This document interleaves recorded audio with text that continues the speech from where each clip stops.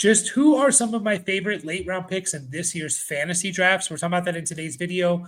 As always, guys, make sure to hit the like and subscribe button. Help us get to 1,400 subscribers. And of course, join our Discord. Link is in the description. It is free to join. Hop in there. We need about, I think as of right now, Thursday, August 21st, we need 2 more people to join our first Real Money Listener League, redraft league, that is. Hop in the Discord. That's the only way to get in. We're running out of time. Do it now.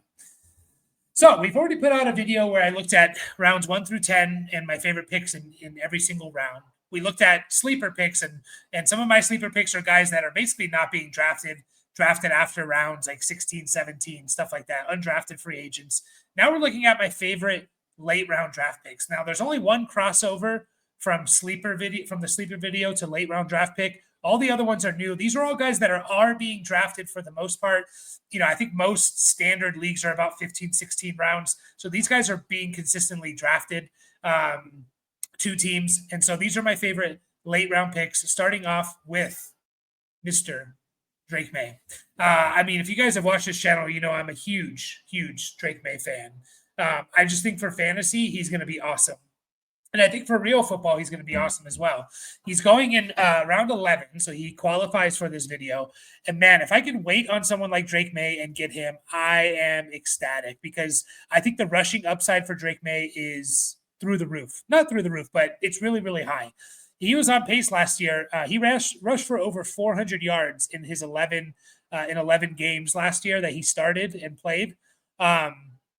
And so that's a 17-game pace of over 600 yards rushing. He only had three rushing touchdowns. I think he could probably get 5 or 6. So add in a couple more rushing touchdowns. I think we're looking at Josh Allen, Daniel Jones type of rushing yard production. And then I don't think we're ever going to get, Josh Allen type of rushing touchdowns, Josh Allen or Jalen Hurts type of rushing touchdown upside. We're probably not going to get 800 yards rushing, but that doesn't matter because the guy can throw for a decent amount. I'm just a big, big Drake Maye fan. I think he can rush for over 600 yards. He could throw for close to 4,000. And then I think he could have 30 total touchdowns. And that's going to be a really, really good NFL quarterback and a really good fantasy quarterback. Last year, if you take out some of the games, when you go to Fantasy Pros and you look at Drake Maye's points per game, you see he's all the way down as QB 33. But that's counting games he came in for Jacoby Brissett, games that he played, that last week of the season where he played like in 5% of the snaps. And last game of the season, he played in like 5% of the snaps and left. That's counting that as well. So it's like if you take those games out, he averaged almost 17 points per game, 16.8 to be exact. That was more than guys like Geno Smith, right around just what Justin Herbert is. So that's good for already as a rookie, a top 15, 16 quarterback. And I think his receiving room has improved a bit. I don't think it's as bad as we think if you add in Stephon Diggs, Kyle Williams, Travion Henderson. You still have Hunter Henry. You still have Demario Douglas, Mac Hollins, Keyshawn Boutte, Kendrick Bourne. You have some players here. So I'm just really excited about Drake Maye. He's probably going to be my most rostered quarterback. Jerome Ford, ADP 132. I don't completely understand this. And again, this is up to date, current ADP. This is according to Fantasy Sharks consensus ADP, and they take it from like Sleeper and Yahoo and ESPN. I think it's just Sleeper and Yahoo, if I remember correctly. Jerome Ford is being drafted at the basically the end of the 11th round is where he's being drafted. So he's the 11th, 12th round turn. The 11th, 12th turn. That's weird to say. At the end of the 11th, beginning of the 12th round. And I don't completely understand this one. I don't think Quinshon Judkins, we're 2 weeks away from the season starting. Quinshon Judkins is not going to play if he even plays this year, I don't think he's going to play until October. And so this is a guy that at the very worst, you're getting a month of potential starting quarterback. Now, I like Dylan Sampson. And Dylan Sampson, I didn't want to put 2 Browns running backs on this list.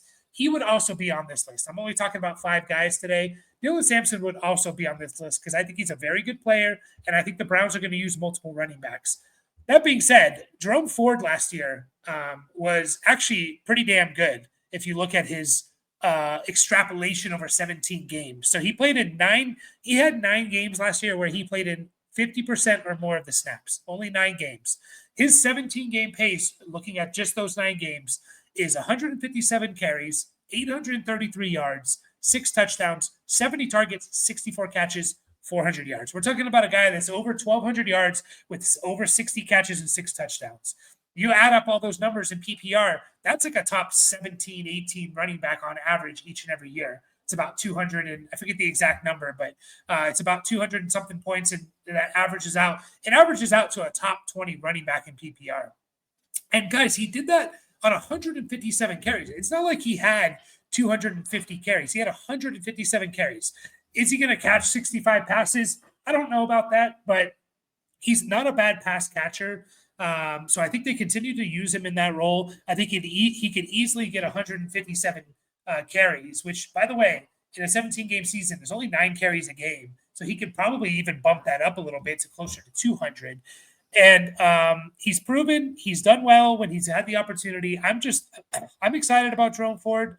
I think he could be a pretty good player for fantasy this year. And you're getting him potentially in the 12th round. And people are still drafting Quinshon Judkins. I don't think that's happening this year, guys. And if it is, it's not happening for a while. Marvin Mims is the crossover from sleeper video to late round pick. And man, I am just, guys, I can't express how excited I am about Marvin Mims. So Marvin Mims, this is, if you didn't watch any of the other videos, this is why I'm a huge fan of Marvin Mims. Last year, Marvin Mims, well, let's go back to when he was drafted. He was the first the first draft pick by Sean Payton in his Broncos tenure, right? He traded up, I believe, if I remember correctly. He traded up in the 2nd round, used his pick on Marvin Mims when they had Jerry Jeudy, Cortland Sutton, Tim Patrick. When you thought this team was already stacked at wide receiver, they went out, Sean Payton, that is, went out, and he drafted Marvin Mims, okay? Now, Marvin Mims didn't do much year 1. Year 2, he didn't do much until the last 7 games of the season. The last 7 games of the season, guys, his 17-game pace would be over 1,000 receiving yards, over 14 touchdowns, and also he had about 22 carries. He was getting more than 1 carry per game. So we're talking about a guy here who had close to 70 catches, 1,000 yards, 15 touchdowns. That's not going to happen. But this guy who was like a top, I think, 15 wide receiver over the last 7 games of the season. By the way, his snap percentage during that time was floating right around 30 to 35%. It's not like he was playing a lot. His per touch, fantasy points per touch was through the roof. And was like that his rookie year as well. And now look at the preseason. Fast forward to preseason 2025, week 1. What do? They play 19 snaps with the starters. Marvin Mims is out there for 16 of them. That's about 85% of the snaps. He left the game the same time as Bo Nix. Week 2, they didn't play Bo Nix. They didn't play Cortland Sutton. They also didn't play Marvin Mims. They're telling you that Marvin Mims is their wide receiver too. That's what they're telling you. And if he is able to put up those type of numbers, playing in 35% of the snaps, what could he possibly do playing in even just 60 or 70% of the snaps? That would double what he did last year, his snap percentage. I'm really excited about Marvin Mims. I'm taking him. I mean, you see here, he's going in round 13. I'm taking him earlier than that. He's one of my favorite late round sleepers, whatever you want to call. I'm all in on Marvin Mims this year. And if it doesn't work out, it's a 12th round, 13th round pick. Who cares? Rashid Shaheed from ADP 152. So he's also going like in the 13th, 14th round of drafts.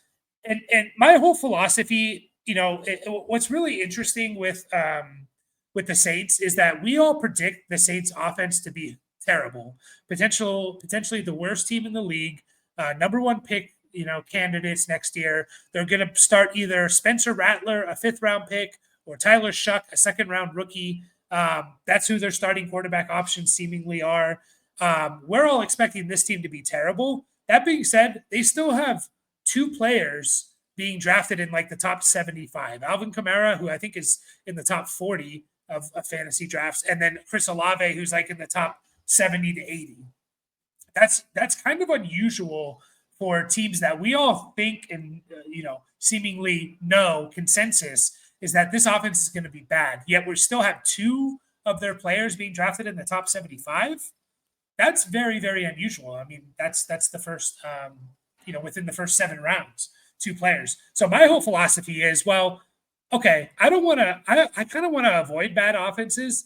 I don't want to. I don't know if I want to invest. I like Alvin Kamara. I'm not saying they can't be good, Kamara and Olave, but I'm a little bit nervous about investing in a fourth round pick in Kamara or a sixth round pick in Olave, knowing that this offense is terrible. It makes me nervous. It makes me pivot to other options.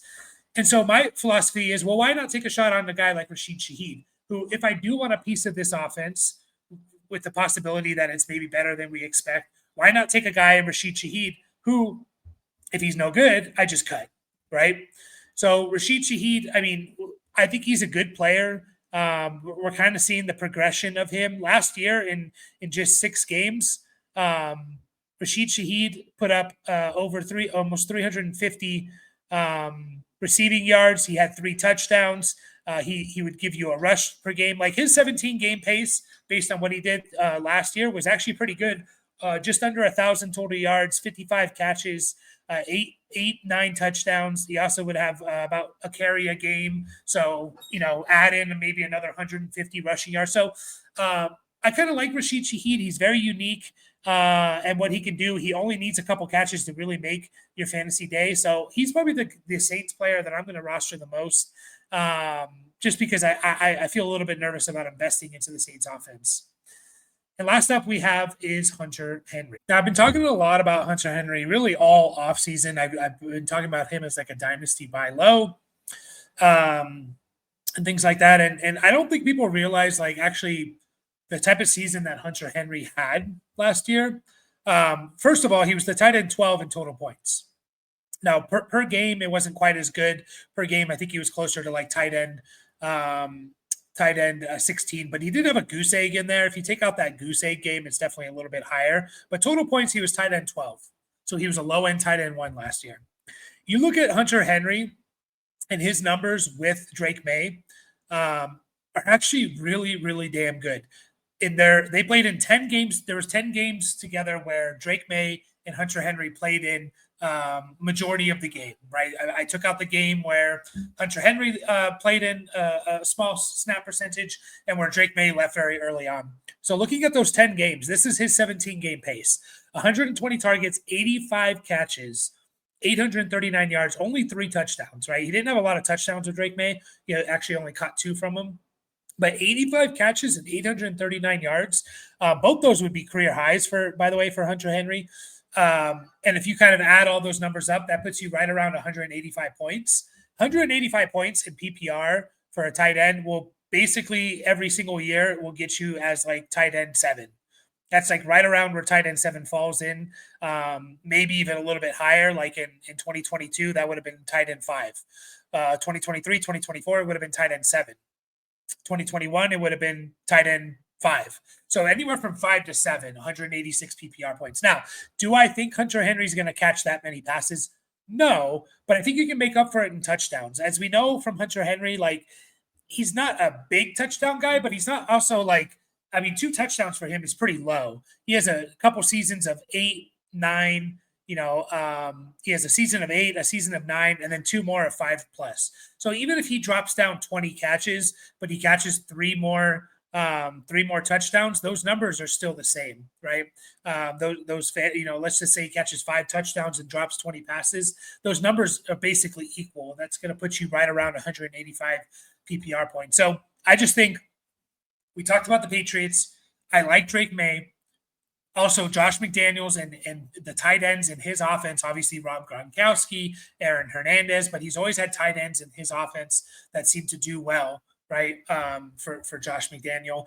I just think, like we talked about, the receiving core is improved, in my opinion, with Diggs, adding in Diggs and Kyle Williams and Travion Henderson, bringing in Mac Hollins, bringing back, Demario Douglas and Keyshawn Boutte and Kendrick Bourne. There's a lot of pieces there. No elite pieces yet, but a lot of pieces. That being said, there's no elite pieces. And could Hunter Henry be the second most targeted player on this team? He could be. So I just think Hunter Henry's going to be pretty good this year. You can get him damn near last pick of the draft if you wanted to, or even on waiver wires. So my strategy is I tend to wait on tight ends. I don't take one of the top guys. I tend to wait. I'm going to take a Hunter Henry. I'm going to pair him with a Kyle Pitts or Dalton Kincaid because those guys have upside to be top 5 guys. And if they don't, I feel pretty confident that either A, I'm going to have Hunter Henry be a low end tight end 1 or maybe even a top 7 guy, or B, I'll find someone else on the waiver wire that will give me similar production. So that's all I have for you guys. Make sure to hit the like and subscribe button, and I catch you guys all in the next video.